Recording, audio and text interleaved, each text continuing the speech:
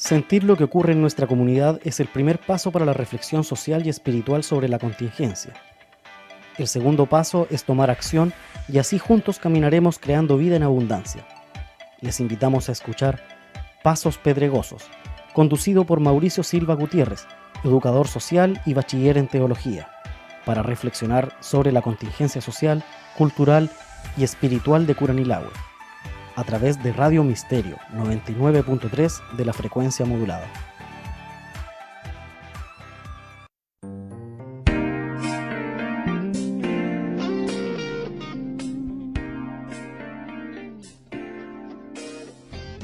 He venido para que tengan vida y la tengan en abundancia.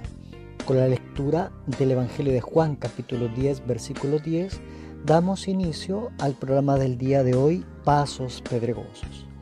Un espacio para la reflexión de la contingencia social, cultural y espiritual de Curanilahue. En el contexto que aún estamos viviendo, lo referido a la pandemia, durante la mañana el alcalde de nuestra comuna señalaba la mantención de cuarentena para nuestra comuna, pero también daba a conocer de que ya por lo menos se manifestó una leve baja de los contagiados, situación que nos mantenía preocupados a todos, toda vez que en la primera semana se había presentado una alza considerable.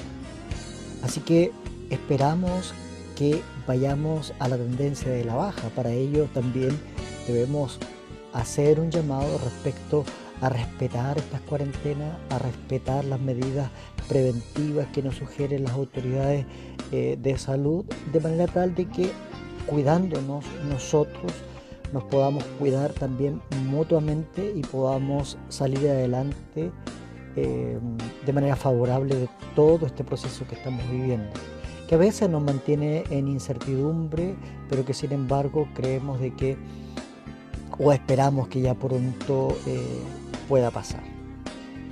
En el último tiempo, las reflexiones que hemos tenido han sido un poco más general, o pensando a nivel de situaciones nacionales. Sin embargo, cada una de ellas sí tienen repercusiones a nivel local en nuestra comuna.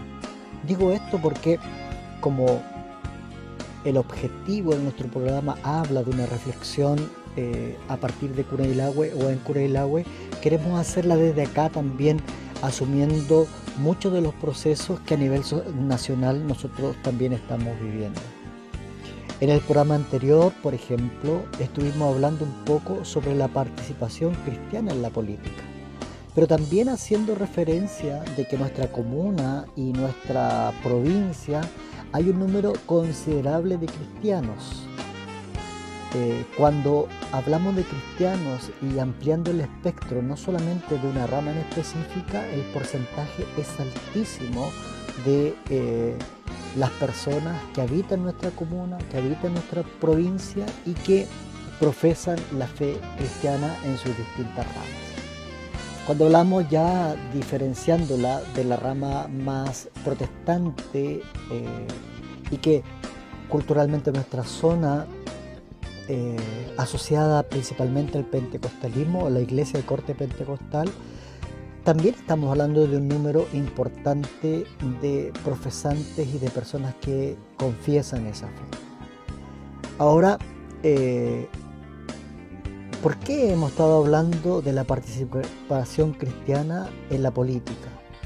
Porque precisamente estamos a puerta de una elección importantísima para nosotros, la que corresponde el día 25 de octubre del presente año, en el que la ciudadanía definirá si desea una nueva constitución y a través de qué mecanismo desea llegar también a esa nueva constitución. Por lo tanto, los ciudadanos deben concurrir a votar y dispondrán de dos cédulas, de dos papeletas o de dos votos en el que deben marcar su preferencia. Lo más probable usted haya recibido un montón de información al respecto, pero no está de más recordarlo. Por un lado, o en una de las papeletas, tendrá la pregunta: ¿quiere usted una nueva constitución?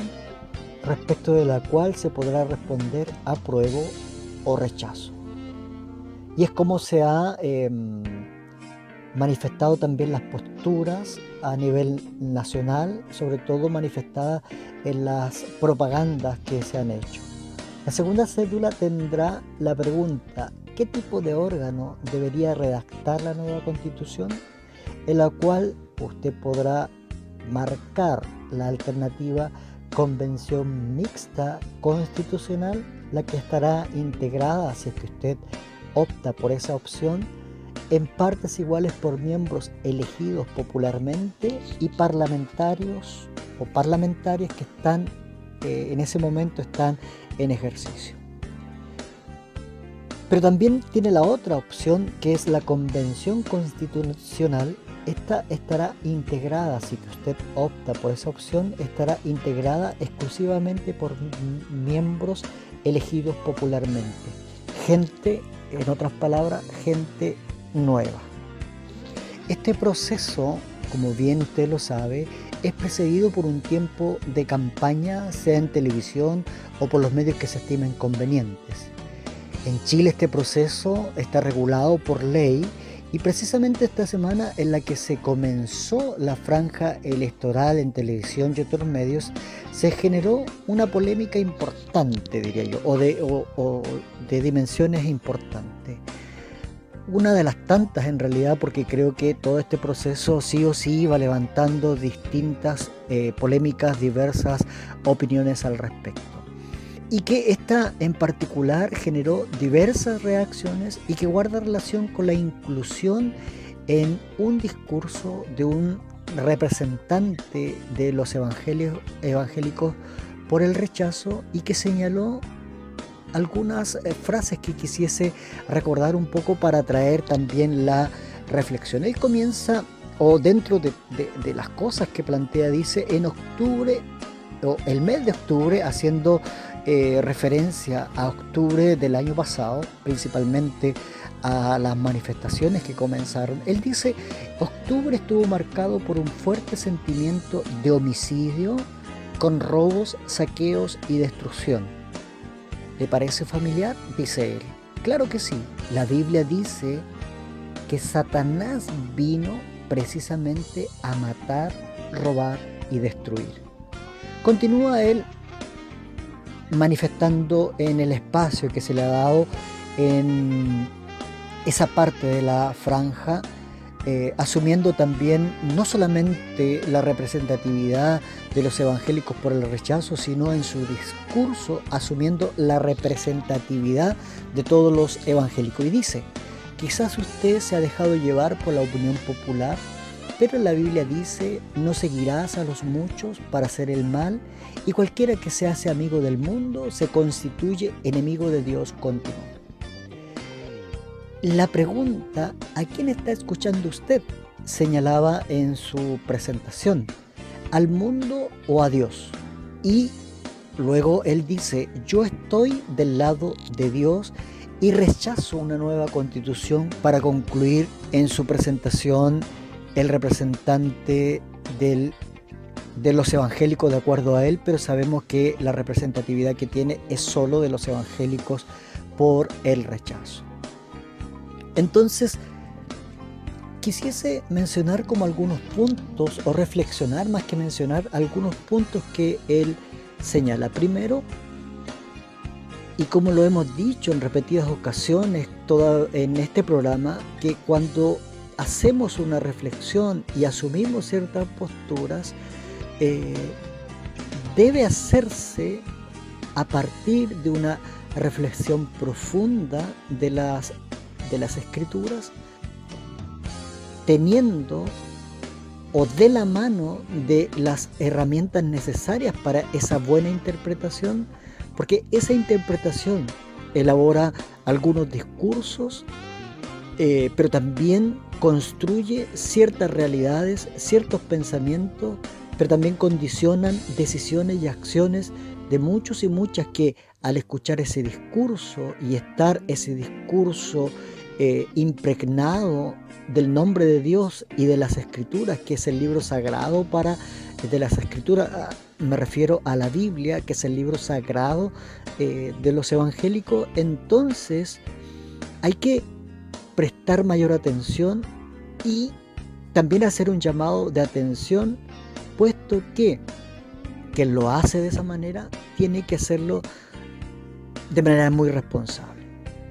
Ahora, hacer mención de la forma en que se hizo respecto de todo lo que se denominó desde octubre del año pasado, todos los acontecimientos que suscitaron, haciendo mención de la forma en que se hizo, criminalizando el movimiento y satanizándolo, que tiene otra connotación también religiosa muy potente, es ser incapaz de comprender la manifestación de la indignación de la sociedad ante tantas condiciones de desigualdad, de malas condiciones de trabajo.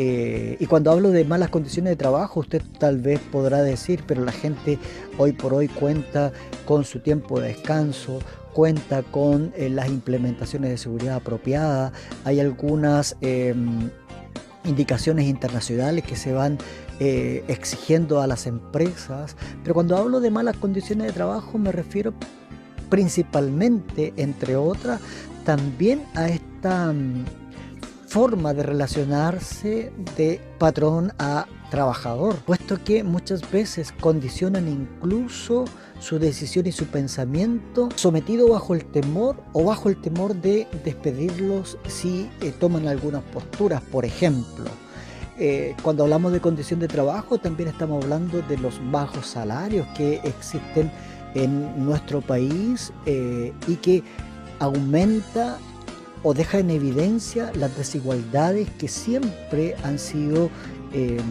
manifestadas en nuestro país. Cuando muchas veces algunos sectores plantean de que el desarrollo, el progreso que ha tenido nuestro país ha sido consecuencia del modelo social y económico que tenemos, pero se olvidan de que a la vez este desarrollo, este progreso ha ido a costa de los más pobres, ha ido a costa de las familias, ha ido a costa de los obreros. Entonces ahí ya tenemos que hacer una lectura distinta, reflexionar de manera distinta frente a eso. Entonces, manifestar o plantear que todo este movimiento, satanizarlo o criminalizarlo, es desconocer la indignación de la sociedad frente a lo que hemos planteado: desigualdad, malas condiciones de trabajo, injusticia, que no tiene que ver solo con voluntad, sino que además están validadas estructuralmente, lo que se podría considerar, y siguiendo algunas líneas de ciertos sectores cristianos importantes, todo lo que hemos mencionado podría considerarse o encajar en lo que se denomina como pecados estructurales. Cuando hablamos de pecado estructural, para ampliar un poquito el concepto, indica o hace referencia a que hay estructuras sociales, económicas, políticas o culturales que son pecaminosas. ¿Por qué son pecaminosas? Desde nuestra perspectiva, tal vez social, en terminología más social puede tener otro término, pero como la reflexión se hace a partir de una postura de fe, digo que son pecados estructurales porque producen sufrimiento, producen opresión, producen el mal, no mejoran las condiciones de calidad de vida que todo ser humano debe tener. Estos pecados estructurales que hemos denominado, en ocasiones, y yo diría que generalmente, superan las buenas intenciones individuales, porque estas estructuras ya han determinado su propio funcionamiento y la lógica independiente de las personas involucradas a estas estructuras. No es que yo, teniendo una buena intención tan solo, puedo cambiar la estructura social, no es suficiente con mi buena intención.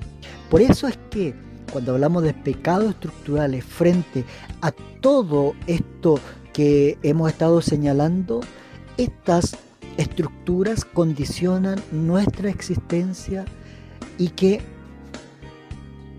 no nos permiten intervenir en cierta medida.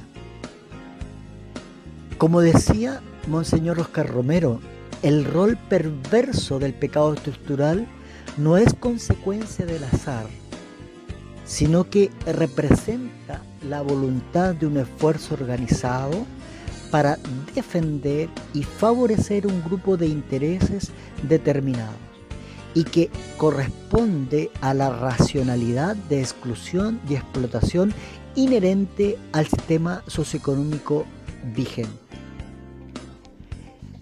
Entonces, en estas estructuras, para sostenerse de alguna forma, necesita por lo tanto de una legislación, necesita por lo tanto de las instituciones de educación, de los medios de comunicación que se transforman en instrumentos al servicio del statu quo económico, social, político e ideológico, y que profundizan violentamente los mecanismos discriminatorios que mantienen y alimentan la miseria, la marginación de las masas empobrecidas por el hecho de ser estructurales. Podemos decir frente a esta verdad innegable, entonces, ¿cómo podemos combatirla? O en realidad una mirada mucho más una mirada con menos esperanza, podemos decir que no podemos combatirla y que por lo tanto somos meros espectadores de lo que está sucediendo. Sin embargo, y creo que las manifestaciones que surgen a partir del 18 de octubre, más que decir que provienen del diablo, son precisamente un mecanismo de resistencia a este sistema que nos tiene a todos agotados.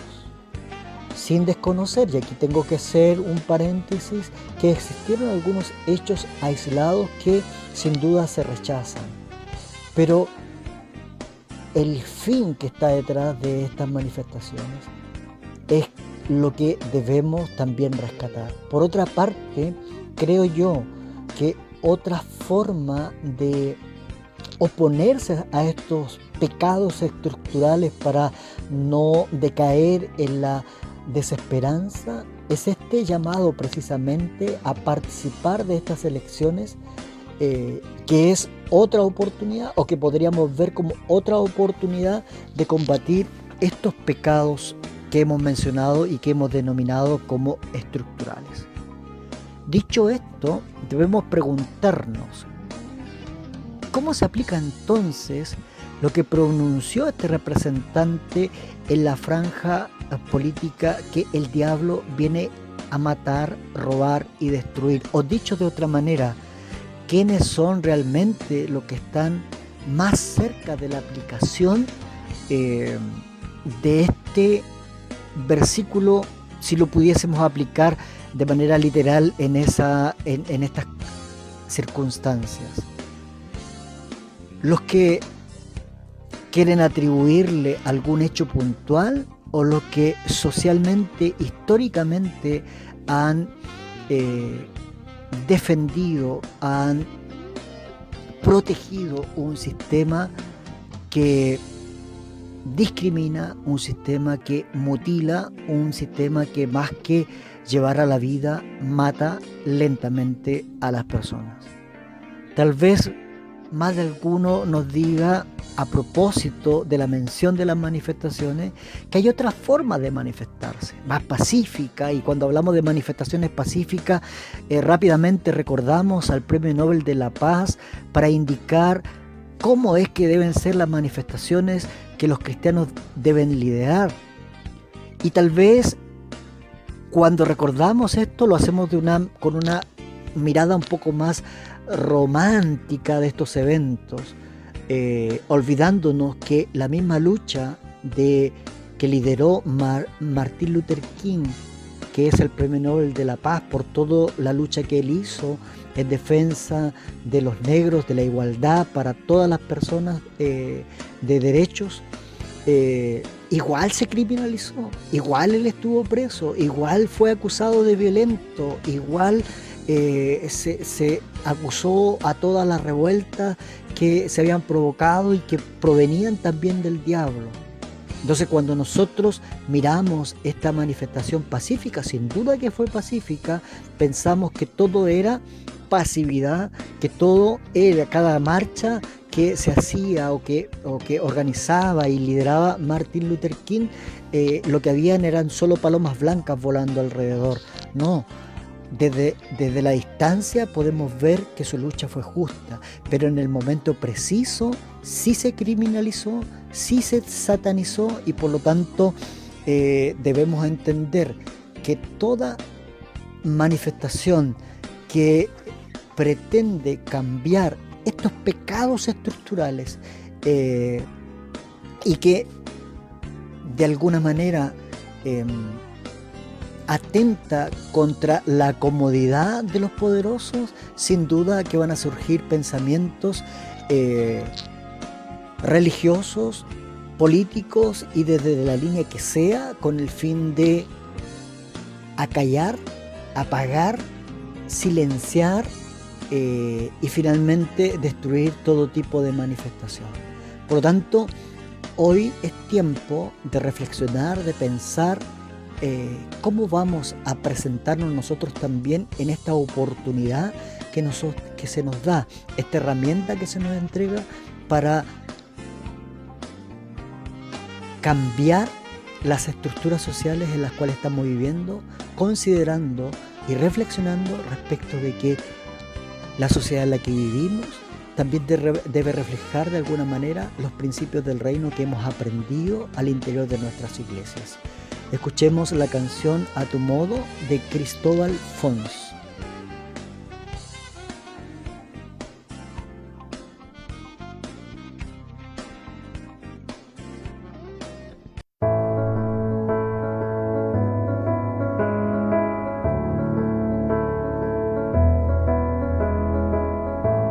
Jesús, al contemplar en tu vida el modo que tú tienes de tratar a los demás, me dejo interpelar por tu ternura, tu forma de amar nos mueve a amar. Tu trato es como el agua cristalina que limpia y acompaña el caminar. Jesús, enséñame tu modo de hacer sentir al otro más humano, que tus pasos sean mis pasos, mi modo de proceder.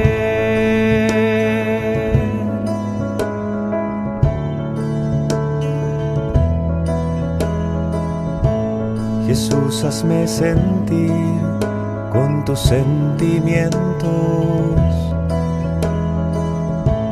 mirar con tu mirada, comprometer mi acción, donarme hasta la muerte por el reino, defender la vida hasta la cruz, amar a cada uno como amigo y en la oscuridad llevar tu luz.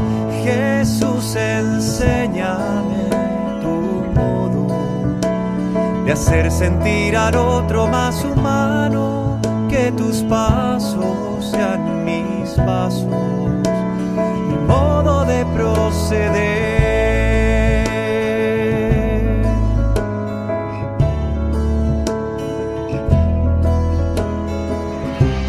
Jesús, yo quiero ser compasivo con quien sufre, buscando la justicia, compartiendo nuestra fe. Que encuentre una auténtica armonía entre lo que creo y quiero ser.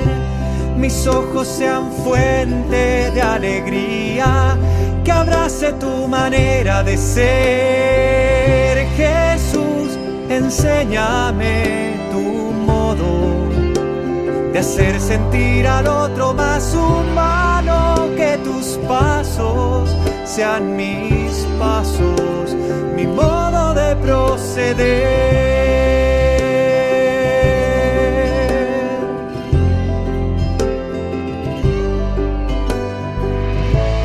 Quisiera conocerte, Jesús, tal como eres. Tu imagen sobre mí es lo que transformará mi corazón en uno como el tuyo, que sale de sí mismo para dar, capaz de amar al Padre y los hermanos, que va sirviendo al reino en libertad. Jesús, enséñame tu modo de hacer sentir al otro más humano. Que tus pasos sean mis pasos, mi modo de proceder.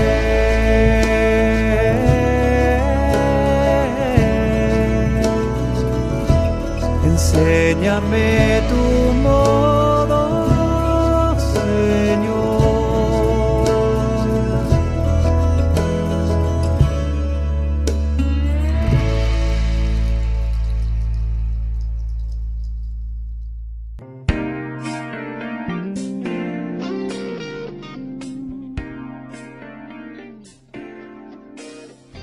Siguiendo con el análisis de las declaraciones que se dieron por parte de, o en la franja del rechazo, por esta persona que por un lado hemos dicho sataniza otro tipo de opción u otra alternativa, pero a la vez, y creo que otra de las cosas que hace mal es atribuirse la representatividad de los evangélicos. Por lo menos debemos insistir en que primero es una falta de respeto atribuirse esa representatividad que nadie les ha delegado, y si alguien se la delegó, entonces se debe hablar en nombre de ese grupo en específico y no de todos los y las evangélicos y evangélicas.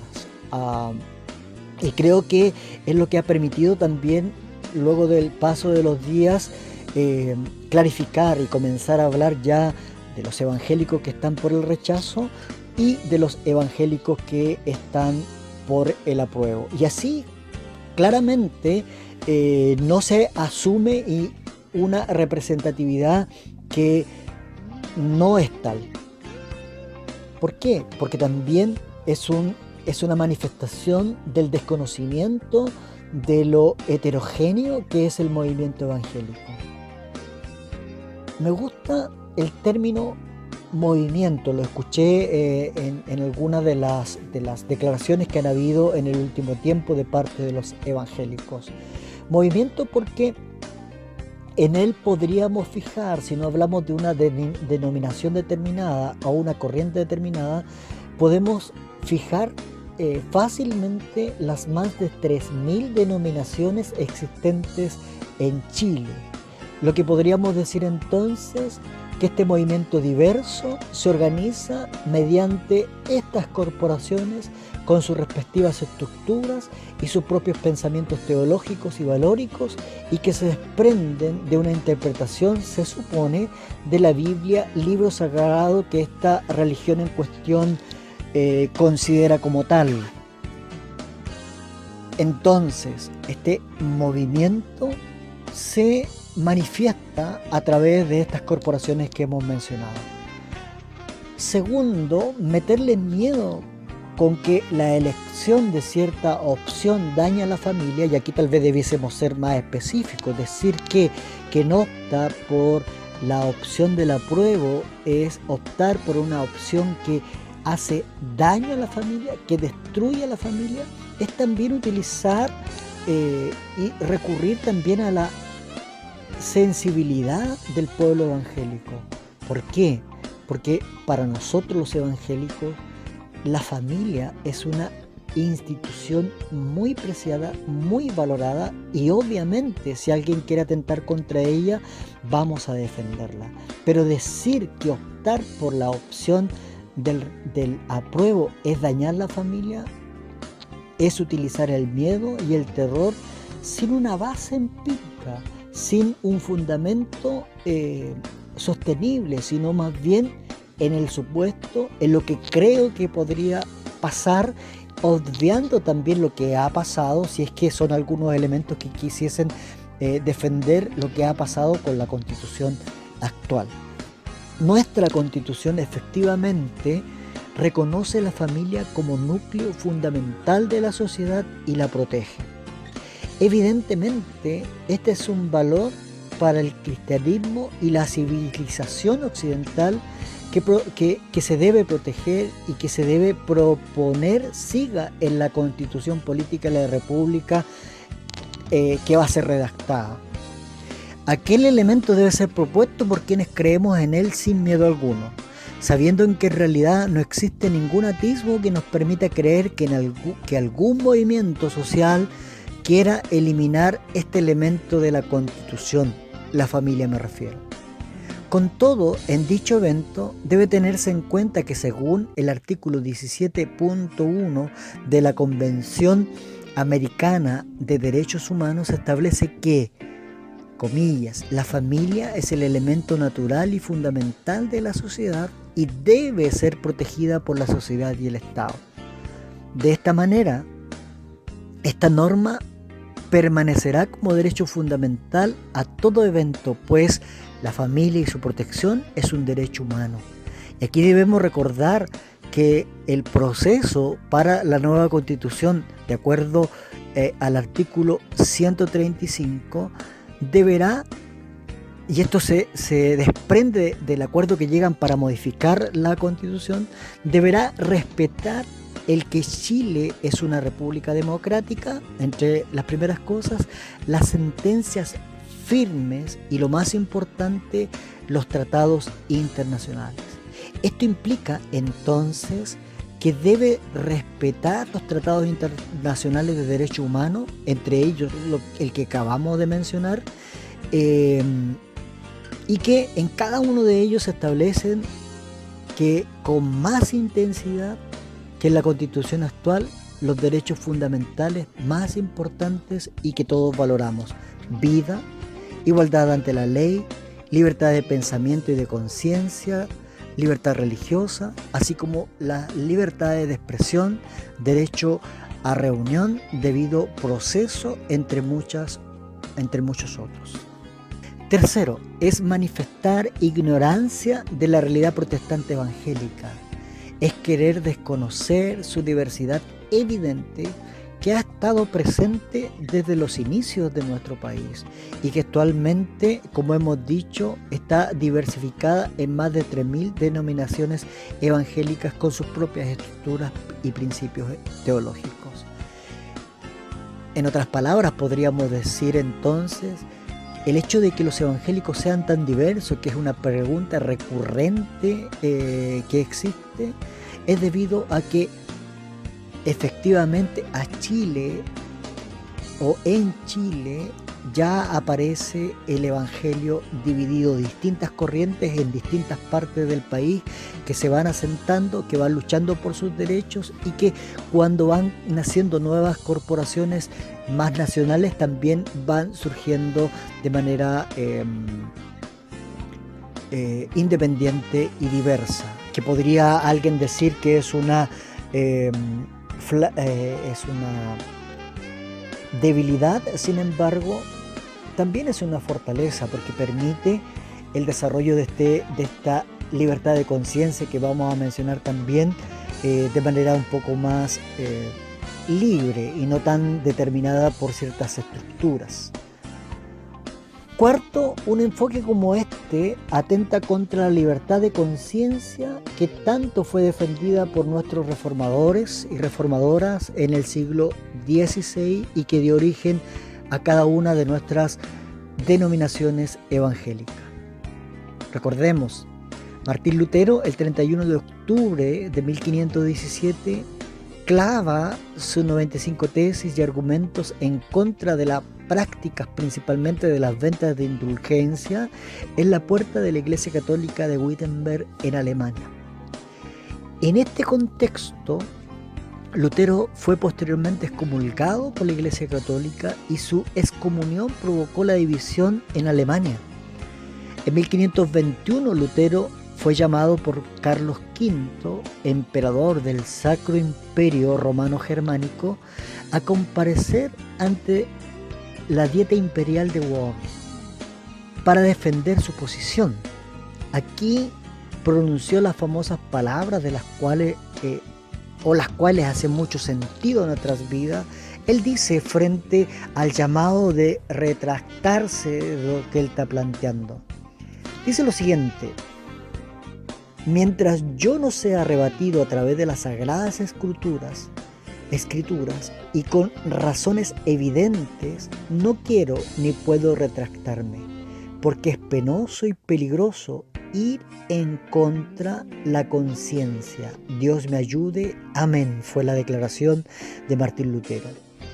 Lo que se aprecia en todo este proceso histórico es la importancia que le dieron los protestantes a la libertad de conciencia. Importancia que hoy por hoy no debemos perder de vista. Reconocimiento que no existe ningún poder terrenal que pueda inmiscuirse en aquello tan íntimo de la persona humana. La relevancia de la libertad de conciencia o en la libertad de conciencia,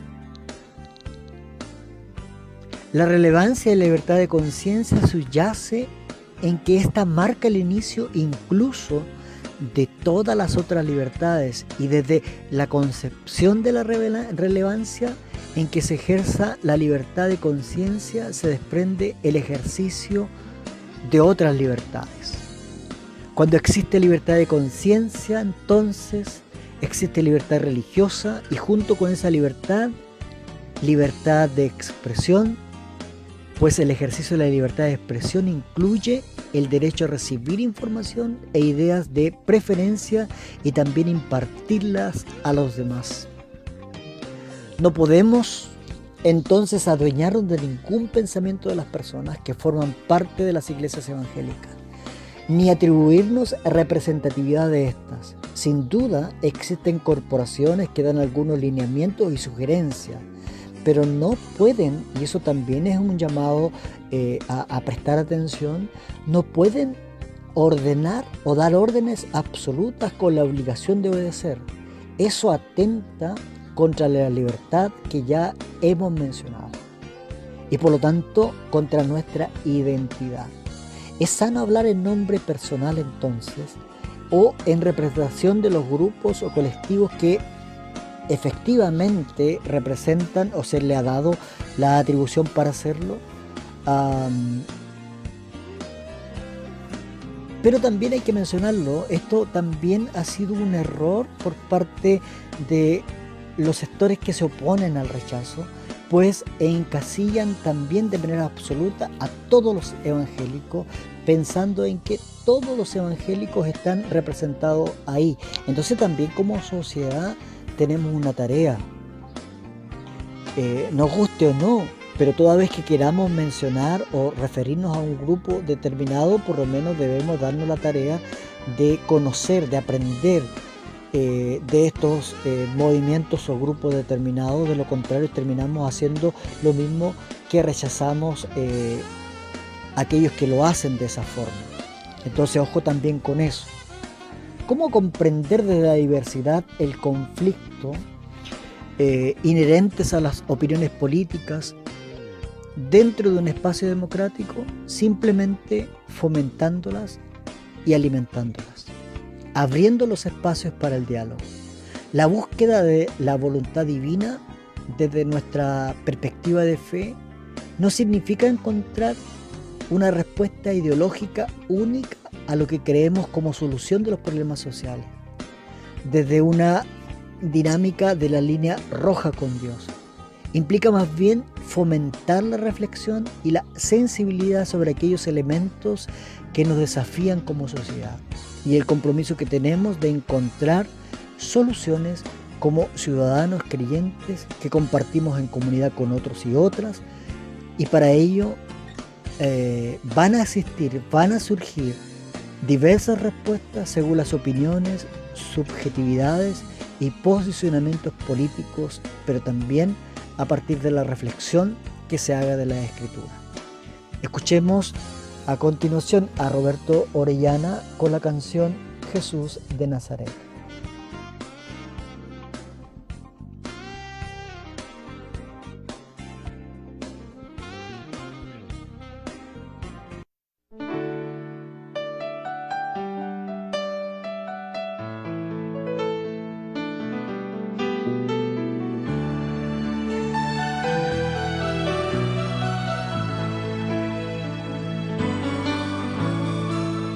Cuando estuve preso, llegaste a mí.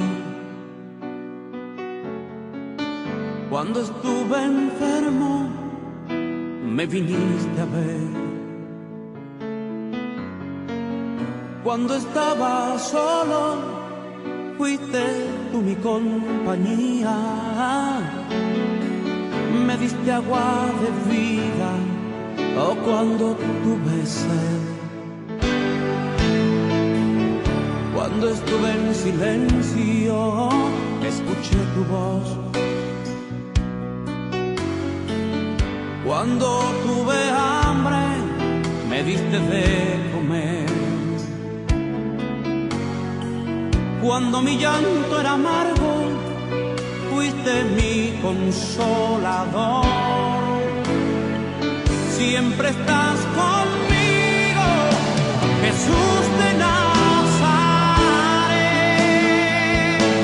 Jesús de Nazaret, tú eres el Señor y dueño de mi vida. Jesús de Nazaret, Señor, si me faltas sé que moriré.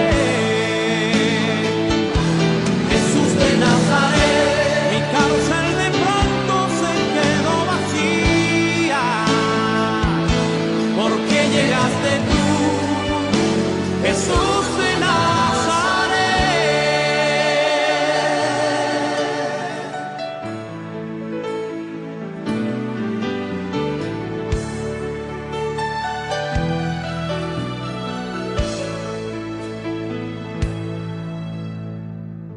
Cuando estuve preso, hoy llegaste a mí. Cuando estuve enfermo, me viniste a ver. Cuando estaba solo, oh, fuiste tú mi compañía. Me diste agua de vida, oh, cuando tuve sed. Cuando estuve en silencio, escuché tu voz. Cuando tuve hambre, me diste de comer. Cuando mi llanto era amargo, fuiste mi consolador. Siempre estás conmigo, Jesús de Nazaret. Jesús de Nazaret, tú eres el Señor y dueño de mi vida. Jesús de Nazaret, Señor, si me faltas sé que moriré. Jesús de Nazaret, mi cárcel de pronto se quedó vacía,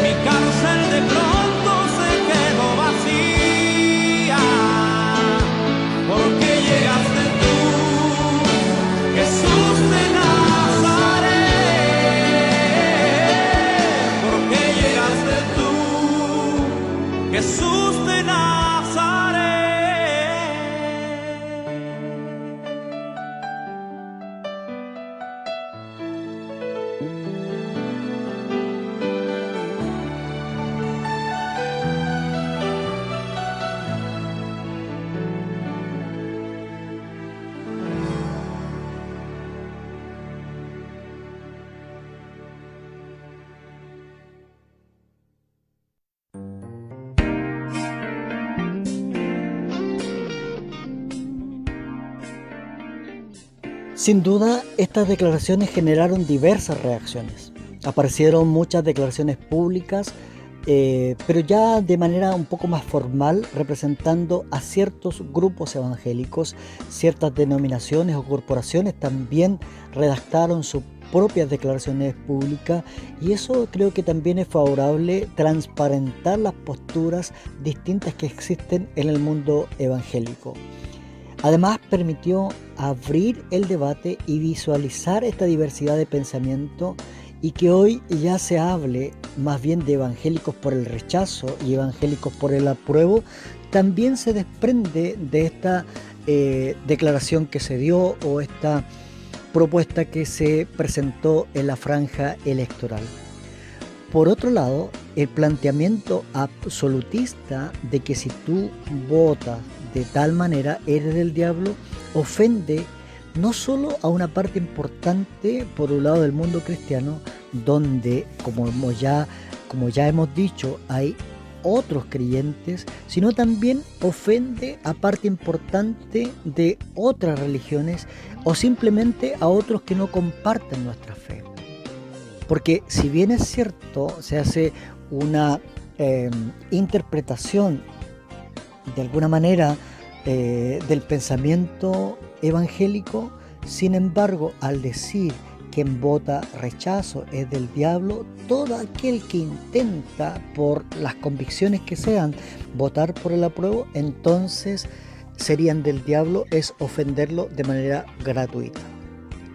Por otra parte, lo que se consigue es que, en vez de estar haciendo una invitación a que puedan conocer el mundo diverso de los evangelios, lo generalicen y sientan que todos son iguales, aumentando a veces también los prejuicios que ya están instalados en la sociedad. Porque, por ejemplo, no es raro escuchar entonces afirmaciones como que todos los canutos son así, como aquella persona que lo planteó en televisión, y luego se suman los insultos, los repudios hacia una fe religiosa que es amplia, diversa y heterogénea.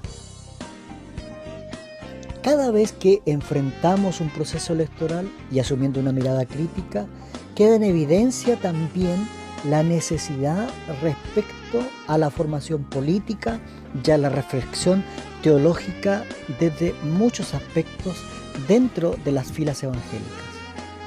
Es una falacia concebir la confesión y práctica de la fe como un fenómeno apolítico.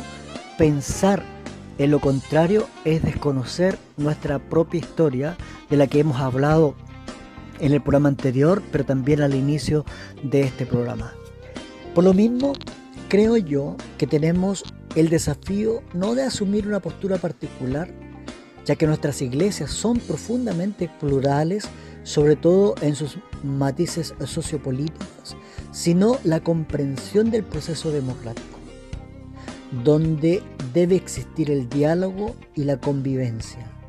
Comprender la existencia y el respeto por la diversidad y la pluralidad, la necesidad del otro y de la otra, para aportar en la construcción de instancias de respeto y trabajo en conjunto por el bien común, y no desde la imposición de agendas particulares y poner en el epicentro las verdaderas demandas y necesidades sociales antes que los programas ideológicos.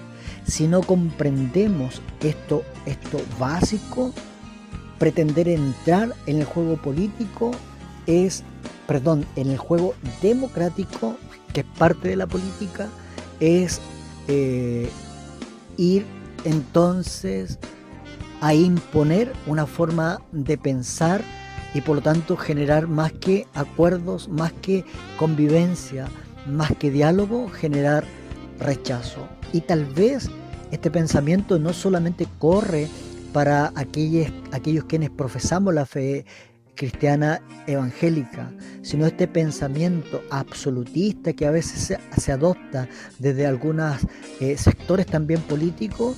También hay que replantearse el juego democrático, debe propender al diálogo, debe propender también a los acuerdos.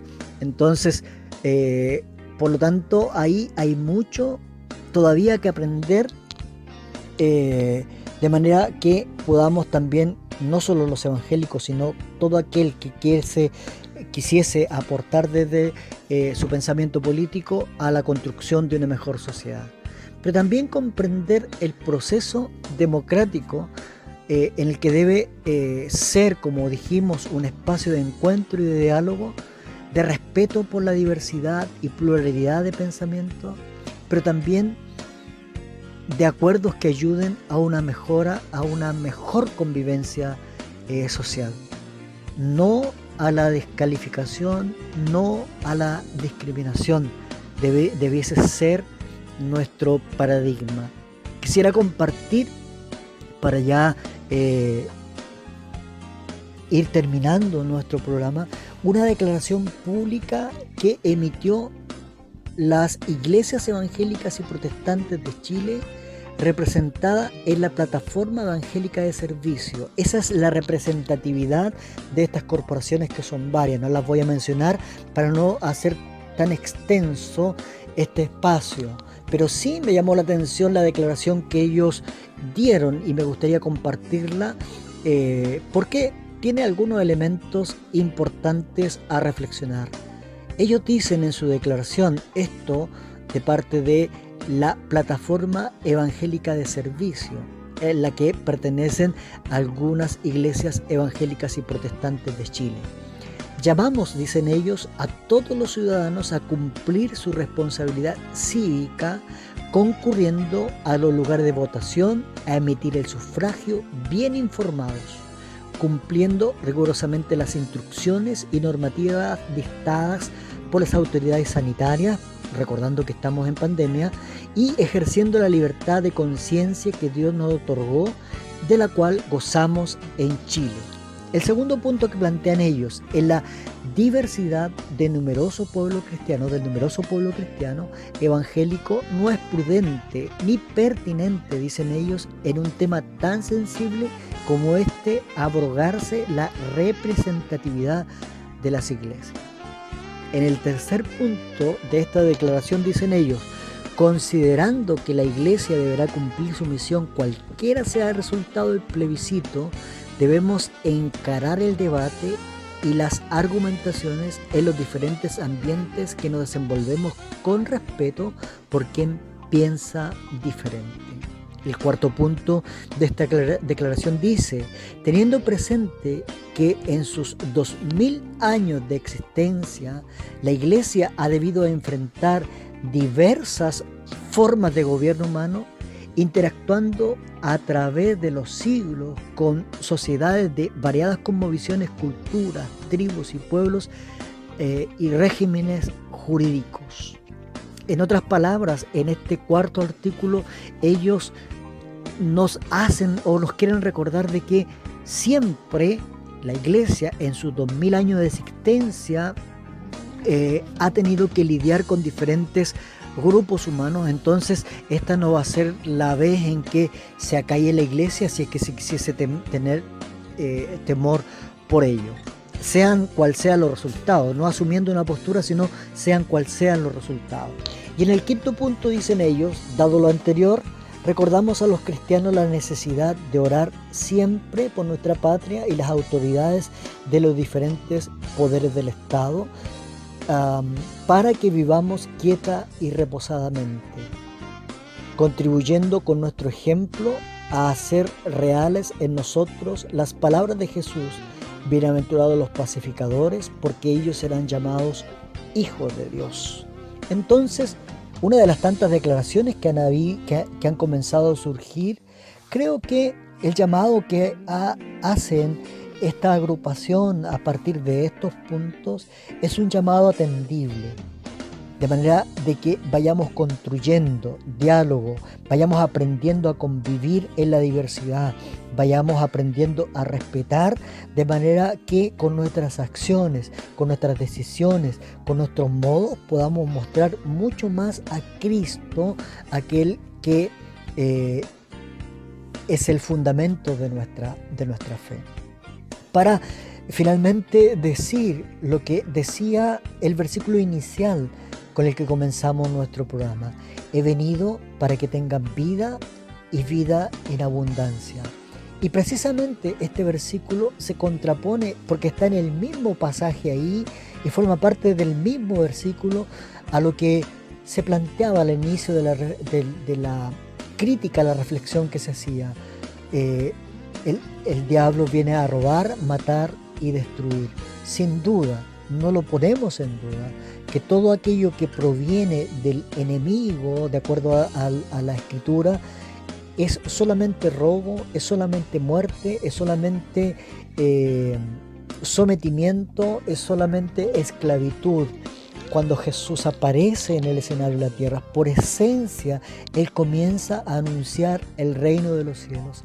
Y el reino de los cielos viene a liberar. El reino de los cielos propende la vida. El reino de los cielos busca la justicia, busca la paz, busca la igualdad. No podemos perder de vista todo aquello, pero ojo, el reino de los cielos propende la vida. Entonces, prestemos mucho más atención a cada una de las acciones que estamos observando en la sociedad y démonos cuenta realmente quiénes son los que están por la vida. Y cuando hablo de vida, hablo mucho más allá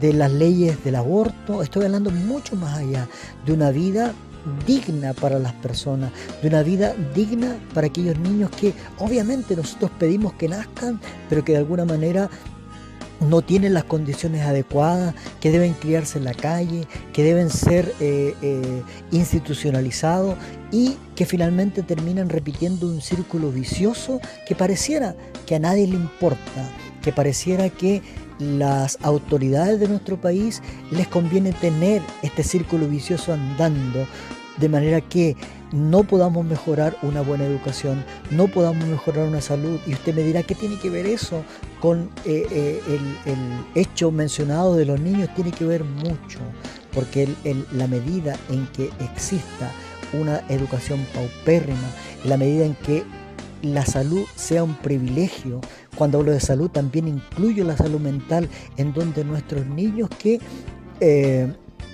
tienen algún problema de adicción están obligados a morir en ese sistema, porque el sistema de salud, porque la salud mental sí que es un gran privilegio en nuestro país y eso no es concebible.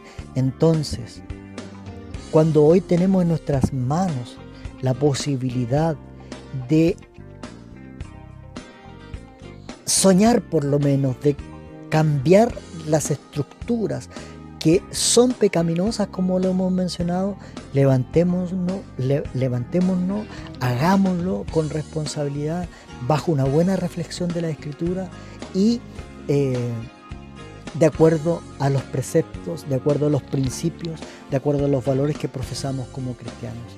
Tenemos mucho que aportar, pero es imperativo que nos eduquemos, que nos preparemos. Que el Señor de paz les bendiga.